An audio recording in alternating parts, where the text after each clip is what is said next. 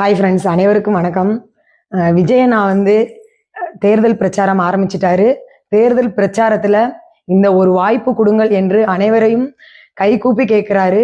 அதை பார்க்குறப்பே மனசுக்கு ரொம்ப கஷ்டமா இருக்கு. ஒரே ஒரு வாய்ப்பு கொடுங்க.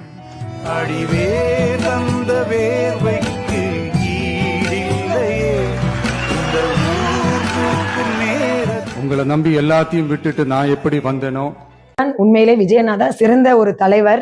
ஏன்னா உச்சகட்டத்துல இருக்கிற ஒருத்தர் மக்களுக்காக மட்டுமே, மக்கள் நலனுக்காக மட்டுமே தரையிறங்கி வர்றார். விஜயண்ணா திரையில் கைதூக்கி காட்டினால் அனைத்து பேரும் கைதட்டுவோம். இன்று அவர் கை கூப்பி கேட்கிறார், ஒரு வாய்ப்பு கொடுங்கள் என்று. அவர் நாற்காலிக்காக ஆசைப்பட்டு கேட்கல நண்பர்களே, மக்களின் மாற்றத்திற்காகத்தான் விஜயண்ணா கை கூப்பி கேட்கிறார். கைத்தட்டலுக்கு ஆளான ஒருத்தர் இன்னைக்கு மக்கள்கிட்ட கை கூப்பி கேட்கிறார்.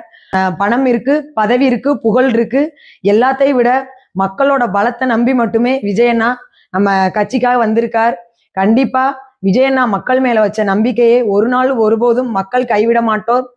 விஜயண்ணாவுக்கு ஒரு வாய்ப்பு கொடுத்தீங்கன்னா அவரும் தமிழகத்தை மாற்றி அமைப்பார்ன்ற நம்பிக்கை அனைத்து மக்களுக்கும் இருக்கு. கண்டிப்பா ஏப்ரல் 1ஆம் தேதி ஏமாந்தால் அது அந்த ஒரு நாள் ஏமாற்றம்.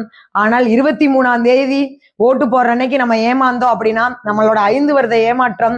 கண்டிப்பா நம்மளோட ஓட்டு ஒரு சிறந்த தலைவருக்கு போய் சேரணும்னு நினைத்து ஒரு விரல் புரட்சி செய்யுங்கள். அந்த ஒரு விரல் புரட்சி நம்ம விஜயண்ணாவா தான் இருக்கணும். அனைத்து உறவுகளும் 23ஆம் தேதி மிகப்பெரிய ஒரு மாற்றத்துக்காக நினைத்து ஓட்டு போடுங்கள்.